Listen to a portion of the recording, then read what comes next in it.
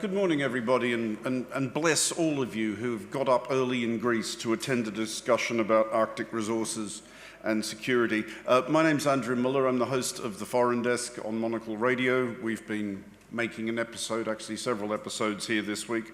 The first one will be up later today. You can listen to it whenever you like. I'm delighted to be joined today by Tomas Nagy, Senior Fellow Defence and Security at GLOBSEC, and Qvist Frederiksen, Executive Director at Arctic Economic Council. And Mads, I'll start with you as the representative at this symposium of the High North. Do you think people, I mean, everyone knows what the Arctic is and hopefully they know where it is, but do you think we actually understand the scale of it properly, both in terms of how large it is and how enormous its resources are versus its actually relatively tiny population?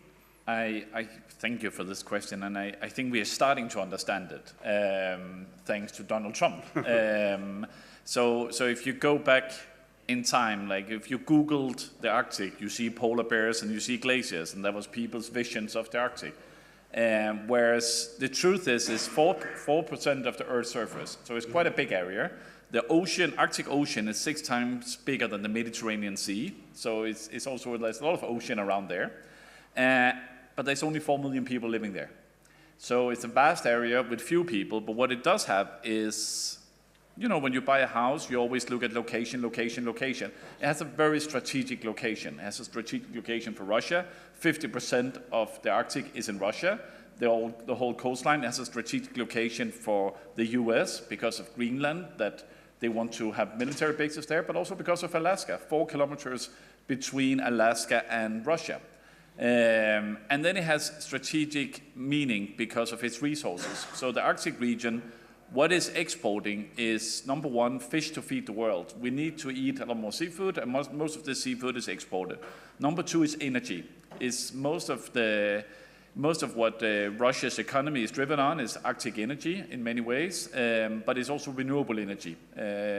Renewable energy in northern Norway, northern Sweden, Finland, and so on. And then number three is raw materials. So these are the resources you need, not only to build the Tesla or electric vehicle, but also to build an F-35 fighter jets. So all of these critical raw materials, you will find them in the Arctic region. Not to say that, let's say you want to put a rocket into space. The best place you can do it is in the Arctic region for several reasons. So it is a strategic place. I don't think the man on the street will not necessarily know how important it is, but it's definitely on top of mind for policymakers. And just the final comment here is that the National Security Agency, the NSA in the US, which is a collection of all the intelligence agencies, they came up with their annual threat assessment report in January. And on the front page, it was northern part of Canada and Greenland on the front page of the threat assessment. And this was the first time. Normally, it was a little bit further south they put on the front, but like now, the US is definitely looking north.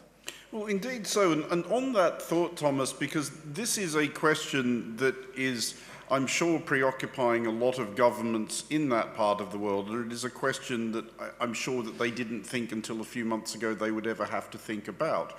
But do we think the United States and President Trump in particular are actually serious about this? Is this one of those things where Donald Trump just says stuff to see what will happen, which you really shouldn't do if you are the most powerful person on earth? Or do you think they are actually serious about this? That's a tough question to predict, Donald Trump. But let me put it into a kind of a broader context and looking also a little bit back to the history. This has been always a really important place for US strategic interests. If we are talking about strategic stability, it used to mean a set of balanced relationship between the US and Soviet Union, later between the US and Russia, and the Arctic played a really important role. So if there ever was a ballistic missile attack between the two, it would very likely go through the Arctic because it's the shortest route. That is also true for bombers, that's also true for submarine warfare. If you look at the critically important infrastructure that the US and also Russia had built for kind of awareness of what's happening, either in space or in the airspace, those are located with the direction of the north or being in the north directly. So this has always been an important, so it's not really Donald Trump who is elevating the strategic importance in this domain. It's pretty common sense.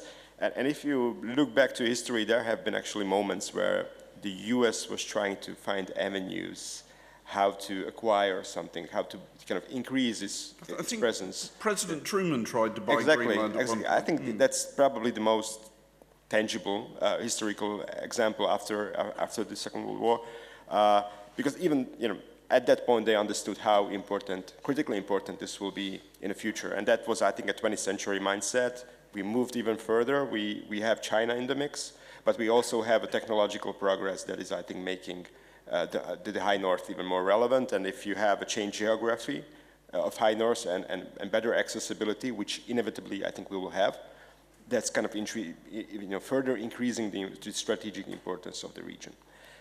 So there is a common sense there. So it's not the substance that I'm doubtful about, but it's about the way how it is conducted at the very highest political level. Some of the messaging that was coming from the US was certainly not helpful for anyone, if you ask me. There is a slightly more collegial, constructive discussion if you move down from the political level to the expert level. I think even if it's a secretary level, you already see some kind of subtle changes. So there is a political element in there, and I'm not glad that it's there because it's not helping matters. I think there are different pathways how the US can communicate with its allies, how to increase their posture and how to make life easier for their military if that's something that they find critically important. I mean, the alliance has always been there. Article 5 was applied only once when the US needed. Europe is actually a pretty good ally when it comes to the existential or the critically important need of the US. It has been for decades, so I don't think this would be an exception. But the way how this administration decided to approach this matter I don't really find it constructive or helpful.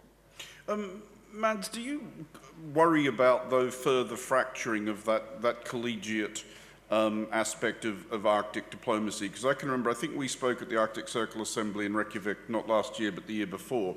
And I remember one of the themes of that conference was people fretting that old idea of Arctic exceptionalism had gone, because there used to be a thing whereby whatever else the nations of the Arctic might have disagreed on, they could all usually get together on Arctic issues, Russia very much included.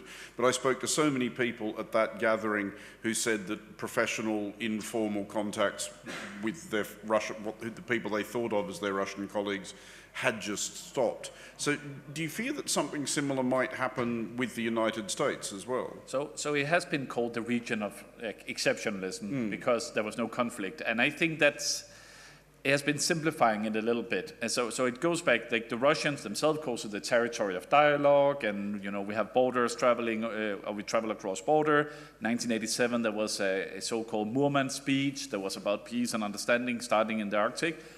But we have also seen most of the Russian military buildup is in the Arctic. And it's not a recent thing. That's what has been for years. We have seen in the past few years, we have seen Russia and China doing both Navy and Air Force military exercises outside of Alaska. We have seen drones flying from Ukraine, attacking military bases within the Arctic Circle of Russia. So it's not the area of exceptionalism anymore. The question then, is this because of Russia or is it because of the US? Because where would it lead to? It's hard to predict anything right now. The future is not what it used to be, as someone's used to say. So the future is not what it used to be, but I don't think we will get into a military conflict in the North American Arctic, being Alaska, Canada, and Greenland. We will see, so there was a case of this island between Canada and Greenland, and they were arguing who owns this island, and that was a conflict. The Whiskey War, yes. The Whiskey War, for 20 years there was a conflict between, and that was the biggest conflict, and that was just exchanging bottle of snaps and bottle of whiskeys. Is changing now. And just to follow up from what Tomas said, is that there's two levels here. There's the political level of J.D. Vance and Trump Jr. flying to a country of 56,000 people and offering them a better deal. And then there's also, the everyday military collaboration that is happening. The Danish government has said, we are open to open more military bases in Greenland. The US just has to go in. But then we also see the US commander yesterday on the Thule Air Base, the Bisofik Air Base, got fired for comments he made.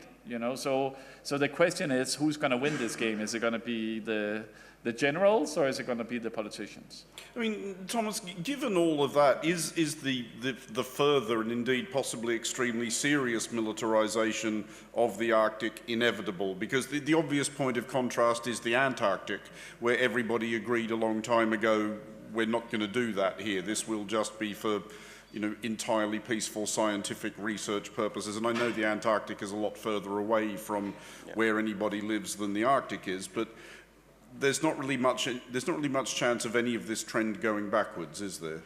I don't. Well, you never know, but I wouldn't bet my money on it, to be honest with you. So if just making this more practical, if you look at the U.S., what was in the news, one of the first executive security or defense policy related executive orders of President Trump was this idea of having a golden dome, something he issued on January 27th, with expectations that Pentagon will report back with a concept study by the end of March. They are 2 weeks behind their own schedule, but the expectation is that this month they will deliver something, and we will see how this administration is thinking about missile defense in the broadest sense of the word, with a very big focus on North. That's one of the things that we can say. Either they will go for low profile or mid profile or high profile solutions. There's a bit of discussion about how the space domain will be featuring all of this. Will be more space-based sensors, or even they will look at the possibility of having interceptors in space, or things of that nature. But it doesn't really matter. The North component will be really strong in this, and for that, what you can foresee is that more military infrastructure will be there, supportive infrastructure, not combat infrastructure, but supportive infrastructure. You certainly will need to test your capabilities and your doctrine via exercises. That's how militaries operate. Mm-hmm. So it's fair to say that the level of exercising, both in quantity and quality, will probably rise in the future. And then we will see how Russia responds, and that's a pretty easy call, I would say.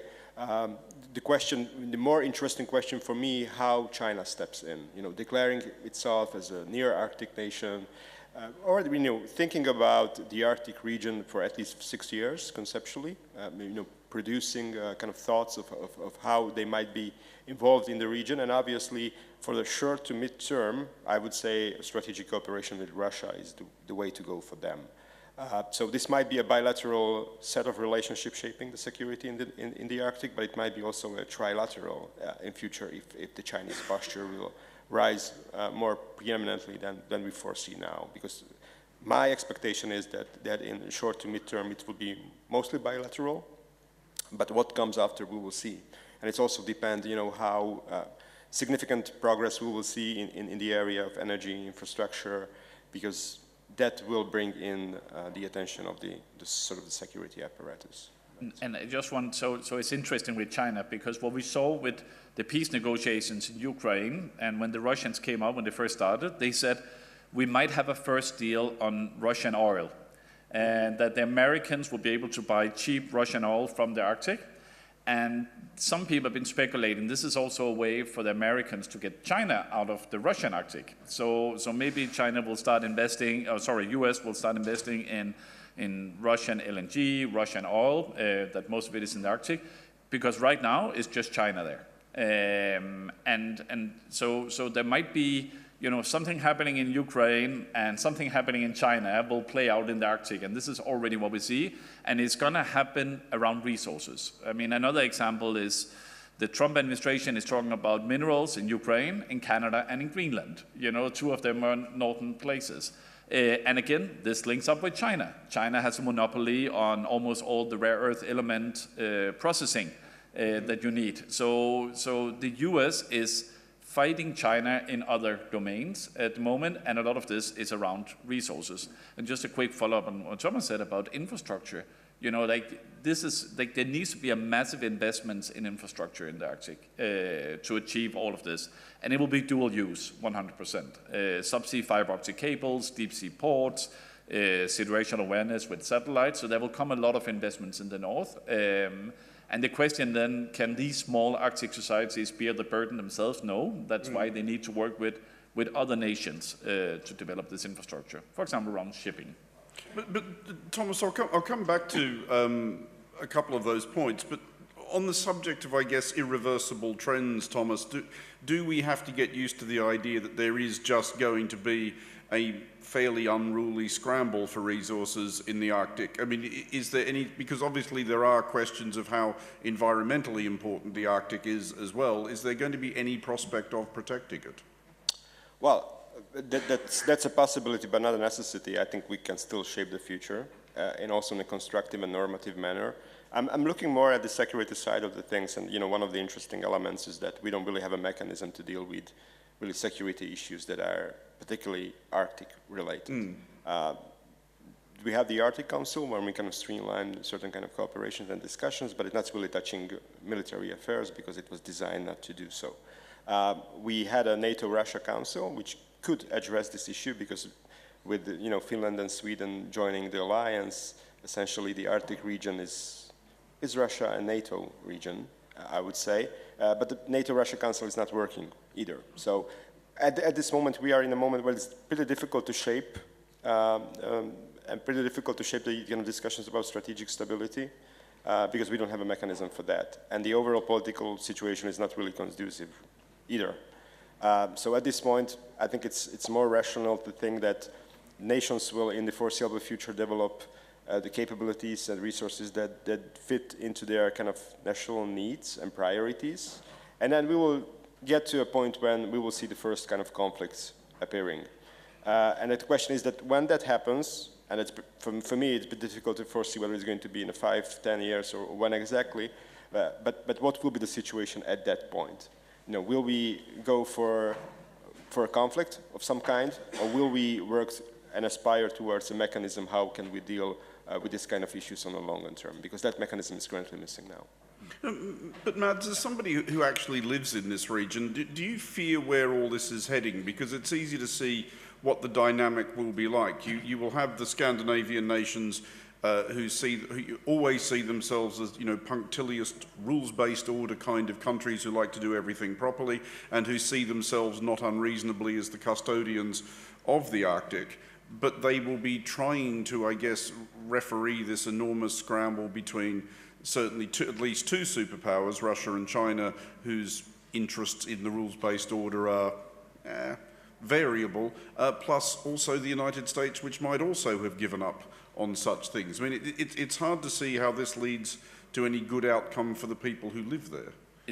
It's definitely is complex. One example, living in a small town in the Arctic, 60,000 people in Tromsø, we had 50 nuclear submarines visiting us last year. 50 nuclear submarines coming to a town of 60,000 people.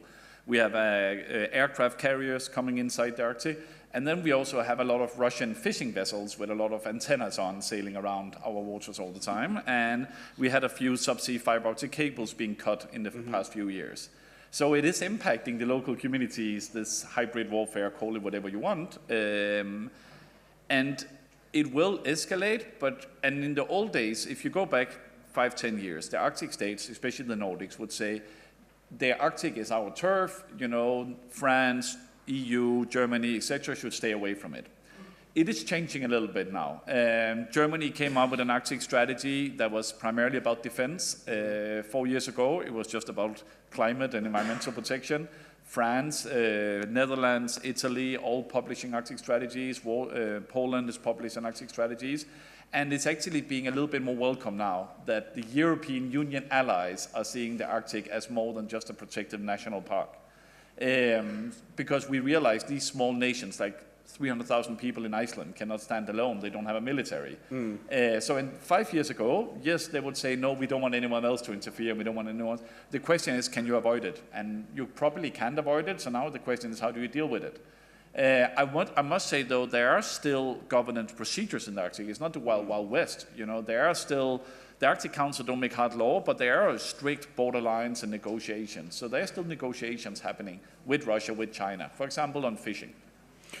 But Thomas, the inevitability then would it appear to be a much more heavily militarized Arctic? Is it possible to imagine 5, 10 years from now how much more heavily militarized? I mean, there's going to be a lot of very cold soldiers up there. Yeah.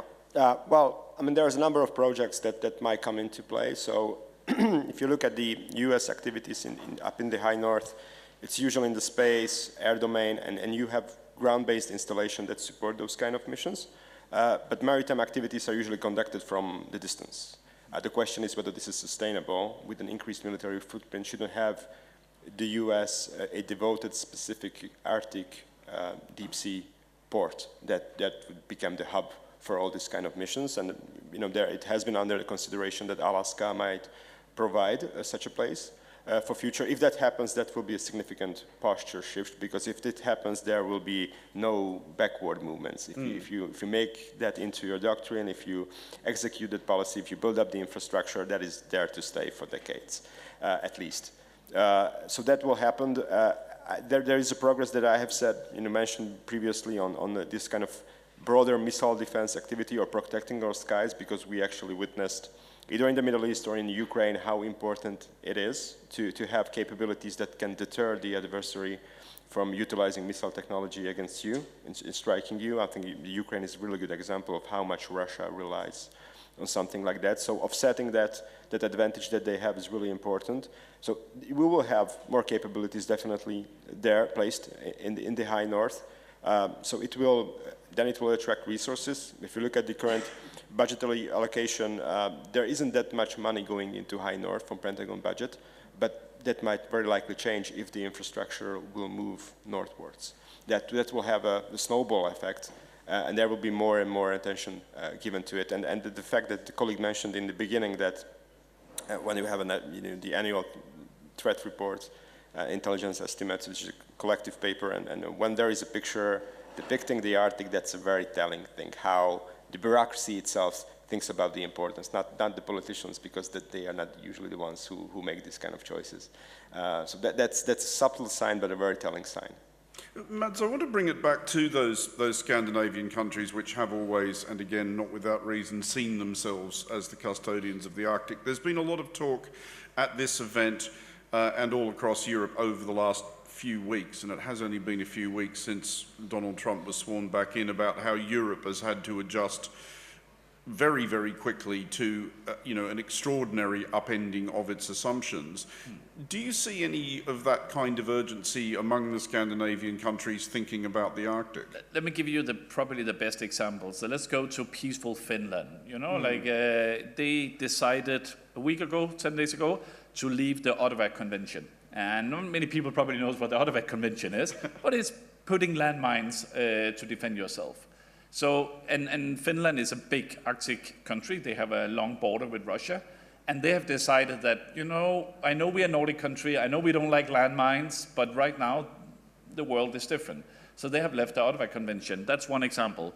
Another example is Norway. They have decided to create 3 new brigades, military units, and 2 of them will be in the north. The northern NATO headquarters right now will also be well above the Arctic Circle, being discussed. Either it's going to be outside of Oslo, that's where the civil servants would like it to be, because it's more comfortable to be there. But if you ask the chief of the military in Norway, he says no, he wants it up north. Also because during the Cold War, the Norwegians built a lot of military bases inside the mountains there, and they closed them down 15, 20 years ago, and they're reopening them now. And then final example I just want to mention, in Sweden and Norway, they are talking about building a new railroad, because we have had a lot of incidents the past 3 years of rail tracks being disrupted that are transporting iron ore out from North Sweden into Europe. So we are building up new infrastructure, we are moving troops up north, and Finland is leaving the Ottawa Convention. So definitely things are changing, and it's changing rapidly. I mean, the same with icebreakers. We're going to build a lot more ships that can navigate in the Arctic, but we are far behind. We are barreling towards the closing thoughts section of the discussion. Thomas, I want to go back to something you said at the top of this discussion about how, and I enjoyed the understatement that the approach that the United States is presently taking of threatening to invade and annex the sovereign territory of a fellow NATO member was, as you put it, unhelpful. And I think that's probably not a controversial opinion at this gathering. But if Donald Trump woke up later today Washington time and decided he wanted the US to actually be helpful and constructive in addressing some of the issues we've been discussing, what would that look like? Well, that would be great news, I think. And maybe we will get there because we have a NATO summit happening in late June. Mm-hmm. So the expectation is that on things that are not solely related to the Arctic, we will have a set of positive trends like increased defense spending. This is something that the US is watching now very, very closely. And Europe is currently in a position to deliver more than it used to. Probably not really going as high as the US would want to see, but going certainly in a positive direction. We will have new capability targets for NATO defense planning adopted in June. I think that will have really a focus that is relevant to the Arctic. So there's a number of things that will be happening that on the constructive side could really reassure the US leadership that their overall position within this whole mix is actually getting more and more favorable also because the Europeans are constructive for the first time. Whether that will prevent something bad from happening or whether we will have a more constructive twist, it can be anyone's guess. But I think there are certainly incentives, and I wouldn't panic at this point. There are certainly incentives that things will go eventually in the positive direction. But it's also important to take note of the fact that certain damage has been done. And it will require a lot of efforts to undo it, and I'm not sure whether it will be actually undone completely. And just very finally, Mads, on that thought of not panicking, we've talked in other contexts about how nervous Europe has been made by Russia recently and how nervous Europe is being made by the United States even more recently. But I just wanted to ask you about Norway in particular, because people may recall an actually very good Norwegian TV series from a few years ago called Occupied, which posited a sort of soft hybrid invasion of Norway by Russia.